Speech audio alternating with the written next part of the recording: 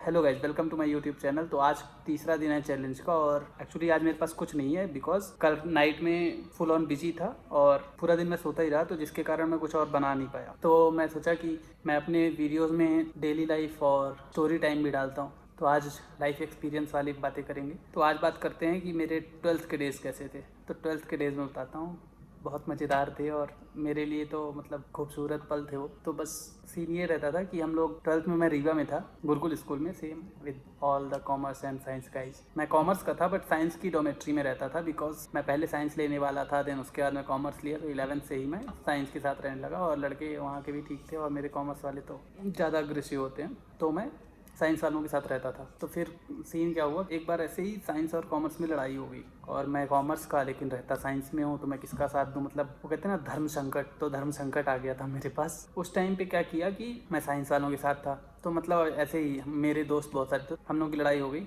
तो उसमें मैं साइंस वालों का साथ दिया। बट अभी प्रॉब्लम ये थी कि अभी भैया स्कूल जाना है, स्कूल में क्लास में तो कॉमर्स की में बैठना है, साइंस तो पढ़ नहीं सकते। तो लेकिन क्लास में अगर जाएंगे तो वहाँ फिर लड़ाई होगी। तो उस दिन मतलब इतना माहौल ख़राब हुआ था ना स्कूल में, तो हम लोग साइंस वाले में बैठे थे और कॉमर्स वाले अलग। फिर सबको रेस्टिकेट हुए। मैं यहाँ बेंगलोर आने के बाद बहुत सुधरा हूँ। 11th-12th में तो मैं बहुत लड़ाई वगैरह करता था। उस टाइम पे हमको ये लोग रेस्टिकेट किए, तो मैं रेस्टिकेट हुआ बट घर नहीं गया। मैं कहा कि मैं मामा के यहाँ जाऊँगा और मामा के यहाँ की जगह मामा बोल के अपने दोस्त के यहाँ गया। और वहाँ जाने के बाद मतलब मैं सागर के यहाँ था, सागर गुप्ता नाम है। थैंक्स टू सागर कि वो मेरे को इतने दिन रखा और मेरे को पता भी नहीं चलने दिया दैट आई एम रेस्टिकेटेड। फिर उसके बाद जब स्कूल में पता चला कि भाई साहब ये तो घर गए ही नहीं है, अगर कुछ होता है तो हॉस्टल वालों की जिम्मेदारी होती है ना, कि अगर लड़का बाहर गया है तो हॉस्टल वाले जिम्मेदार होंगे अगर उसको कुछ होगा। अगर घर वाले नहीं बोले तो घर वालों को तो कोई इन्फॉर्मेशन नहीं है। फिर प्रिंसिपल मैम मेरे को कॉल की और बोलती कि आशुतोष तुम आ जाओ, बट मेरा कुछ खुद ही मन नहीं था वहाँ जाने का। तो फिर मैं गया और मैं वहाँ पे देखा कि अरे यार माहौल मतलब ठीक है बट फिर से वही रेस्ट्रिक्शंस वगैरह। तो मैं बोला कि नहीं मैम मैं नहीं रहूँगा। बट उसके बाद मैम बोली नहीं नहीं, सबसे दोस्ती वगैरह कराई, सब कुछ कराई, सब कुछ सब सेट भी हो गया। ऐसा कुछ था भी नहीं ज़्यादा बट सब सेट हो गया। बट मैं उस दिन भाग आया। फिर उसके बाद दोबारा वो मैम कॉल की। मैं बोला, मैं उस दिन क्या किया कि मैं उस दिन मैम से बोला कि मैम मैं अभी जाऊँगा, अपना लगेज वगैरह लेके आ जाऊँगा। बट गया मैं और फिर उसके बाद लौट के नहीं आया। तो फिर मैम को टेंशन तो थी। उस टाइम पे मैं 12th में था ना, तो एग्ज़ाम वगैरह का सीन था कि बोर्ड के एग्ज़ाम्स होते हैं। तो उसमें सीन ये हुआ कि यार तुमको साइन करना है आशुतोष, प्लीज़ कम। तो उसके कारण मेरे को जाना पड़ा। तो फिर जब मैं गया तो बोले कि अभी हम यहाँ से अपने ड्राइवर को भेजेंगे और वो तुमको लेके जाएगा, लगेज लेके तुम्हारे साथ ही आएगा। तो फाइनली मेरे को फिर से वहाँ पे अंदर जाना पड़ा। रेस्टिकेट खुद से किए थे और बुलाना भी खुद से ही पड़ा।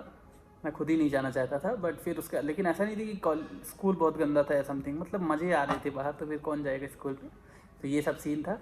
फिर उसके बाद ये रेस्टिकेशन मेरा 4th रेस्टिकेशन था on that same year in the 12th। तो ये 4th था। फिर उसके बाद हमारा फिजिकल एजुकेशन का, मेरे को याद है फिजिकल एजुकेशन का पेपर था और उसके बाद एक इकोनॉमिक्स का पेपर था। तो फिजिकल एजुकेशन का पेपर के दिन आए और हम लोग फिर उसके बाद ढाबा भाग के गए और जब लौट रहे थे तो हम लोगों को पकड़ लिया गया। उसका सीन ये था कि पकड़ा क्या गया, पहले इन लोगों को पता था ऑलरेडी कि एग्ज़ाम के टाइम पे ये लोग खाना वाना खाने, ढाबा ऐसा कुछ गलत काम नहीं करने जाते थे, सिर्फ खाना वाना खाने जाते थे। पराठे वगैरह मिलते थे तो वहीं चले जाते थे, पास में ही था तो वहाँ जाते थे। तो वहाँ पे क्या होता था, हमको, हम जाते कैसे थे, वहाँ पे खिड़कियाँ होती हैं बाथरूम में, तो वो जो जंगले होते हैं, जंगले मतलब क्या बोलूँ मैं, एक रोशनदान होता है, उससे हम लोग निकलते थे और फिर उसके बाद ऊपर की तरफ चढ़ते थे। ये सीलिंग है, इसमें हम लोग ऐसे उल्टा जाते थे और फिर उसके बाद यहाँ पे चढ़ के और जंप सीधा करते थे फर्स्ट फ्लोर से नीचे। और नीचे पूरा गटर था, अगर वहाँ पे गिरे तो मतलब गए, पूरा गंदे हो जाएंगे। बहुत रिस्क लेके जाते थे। फिर उसके बाद पूरे खेत ही खेत थे, तो अंधेरे में पूरा खेत ही खेत जाते थे। फिर उसके बाद वहाँ पे या तो कोई मजदूर रहते थे या कोई किसान रहते थे, तो वो लोग अगर देख लेते थे तो फिर सीन होता था वहाँ पे भी।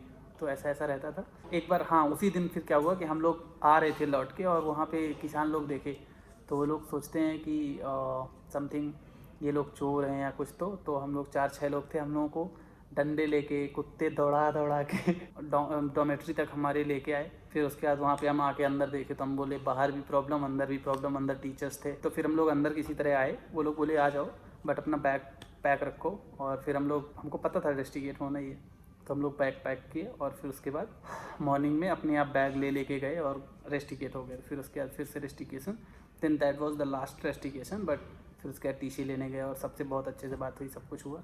सो नाउ डेज़ मतलब अभी हम लोग मिस करते हैं बस वो डेज़, बस और कुछ नहीं है। ओके, तो अभी नाइट में मेरे को कुछ काम है, इनमें से एक मेरे को बिल सारे सेटल करने हैं, फिर उसके बाद रेट सारा चेक करना है, फिर उसके बाद नाइट ऑडिट करनी है और रेस्ट कार्ड स्लॉट करने हैं, और ये भी देखना है कि कोई पिकअप ड्रॉप तो नहीं आ रहा कतर से या कोई दूसरी कंपनी से।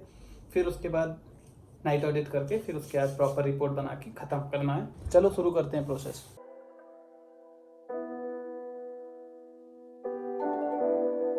ओके तो आज का ब्लॉग बस यहीं तक था। मिलते हैं नेक्स्ट ब्लॉग में, तब तक के लिए bye, see you, take care. इसी तरह प्यार बना के रखो, वीडियो को लाइक करो और सब्सक्राइब करना मत भूलो। Bye bye.